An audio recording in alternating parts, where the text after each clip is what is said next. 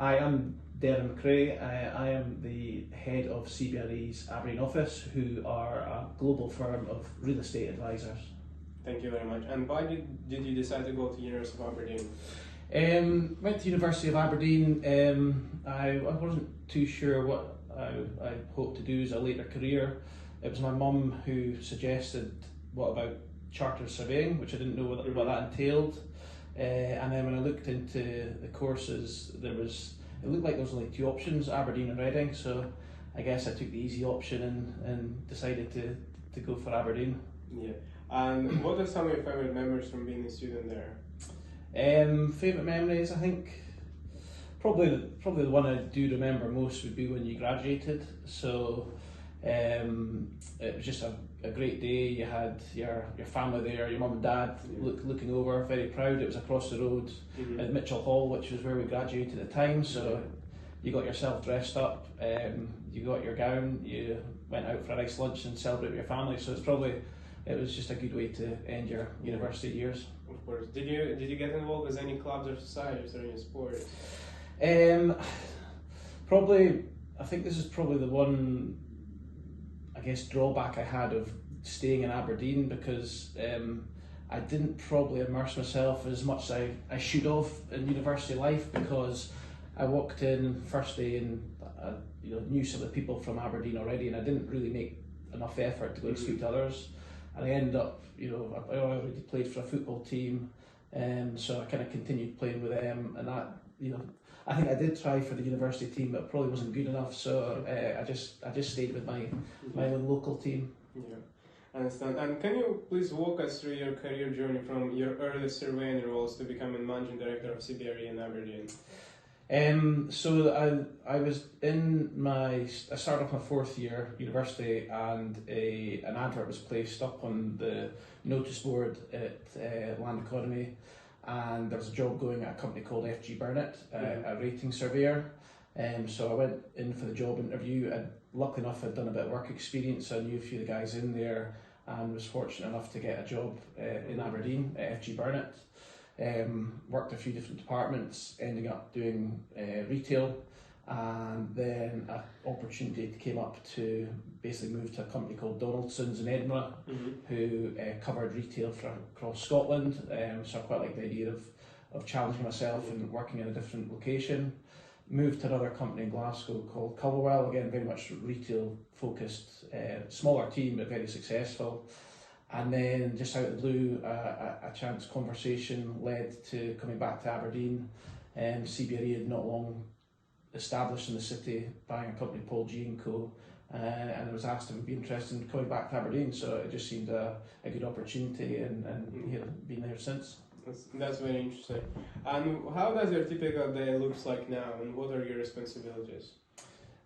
Say again, sorry. How does your typical day looks like, and what are your responsibilities? Typical day, that's probably one of the big advantages of being a chartered surveyor. It's just you don't have a typical day. As I was saying earlier on, I've generally been office based today, but one day you could be away up looking at a large warehouse in Peterhead. Dom, who's you just bumped into in the office just now, he's flying out on Sunday night to Oslo. He's away over to work in our Oslo office for the week. So it can be completely random. We've got an office in Glasgow and Edinburgh, so we spend time down there, or we've got a lot of clients based in London, so you could be down there. So you're very much out and about. If you're not out and about in Aberdeen looking at properties and meeting people, you're across the UK or sometimes global. Interesting. And how has Aberdeen commercial property market evolved over the years you've been working in it? Quite differently, rapidly, up and down. I think when I came back to Aberdeen in 2009, and it was going okay. It was just post the global financial crash. Oil price started rising, and we had a sort of golden period of 3 or 4 years where the whole city was absolutely booming. People out with Aberdeen and other offices, even people in Manchester and Birmingham were very jealous of what was going on in here. There was a huge amount of activity, new buildings being built, big investment sales, and then we went through a completely different period, because when these buildings were up and actually built and off the ground, there was a big oil price drop, and we were faced with changing the way they worked to more trying to dispose of some of these office buildings, because a lot of companies had surplus space effectively.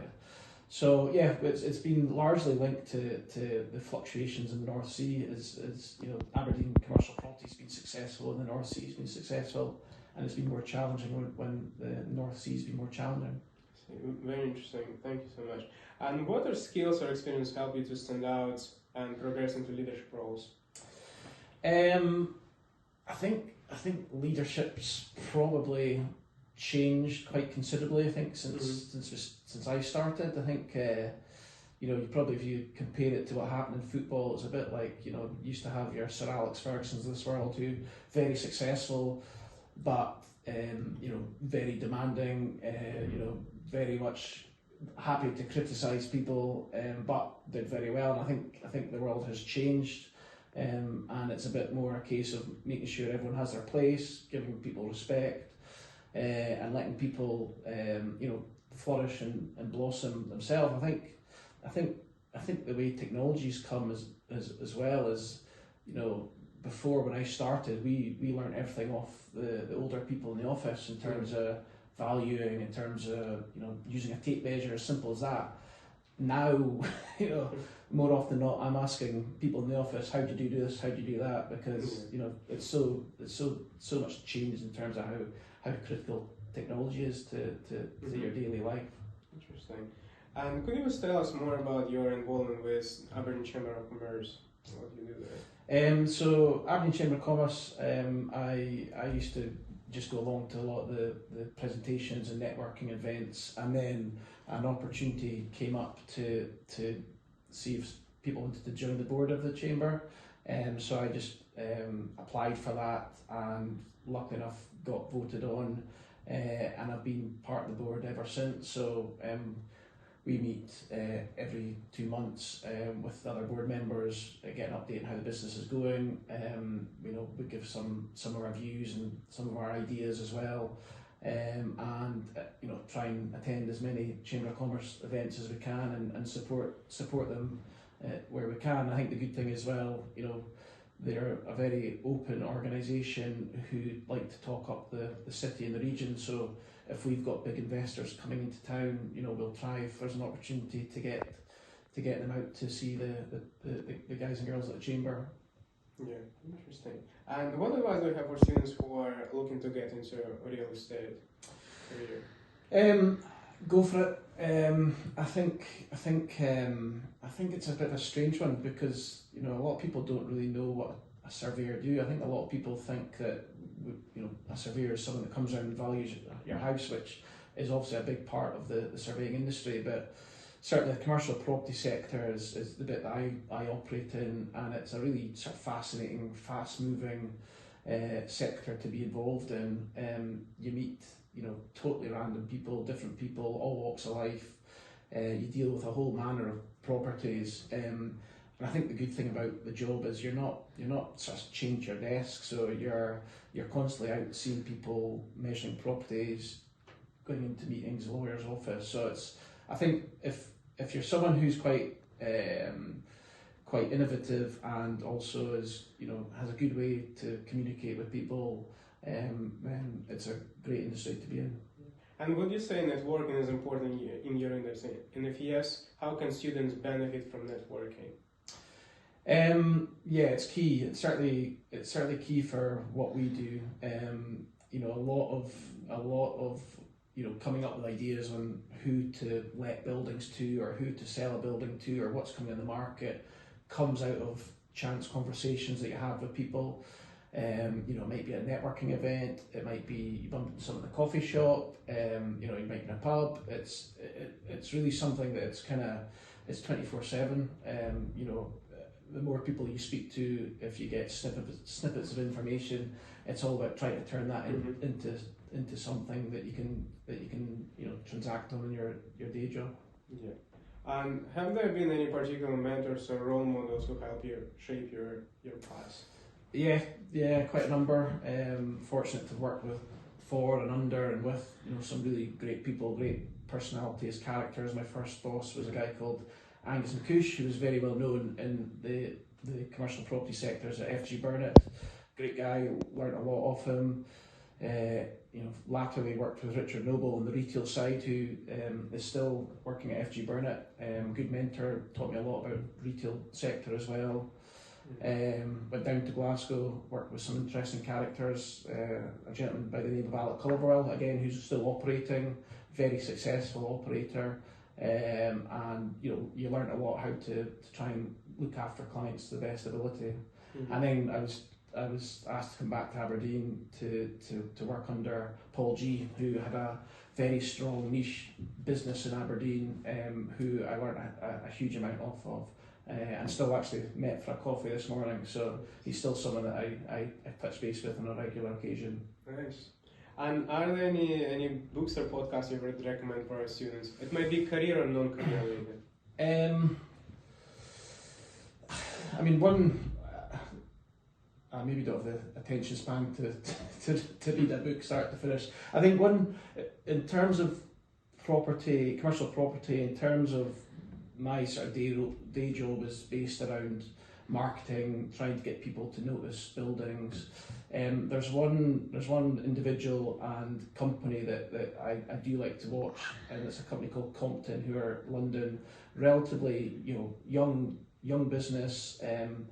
They're run by a pretty innovative team. There's a guy called Sean Simons who heads up the organisation, but they're very, very social media. They were doing social media at a time when other companies were banning Facebook in offices. They were doing deals on Facebook, so they're always that step ahead.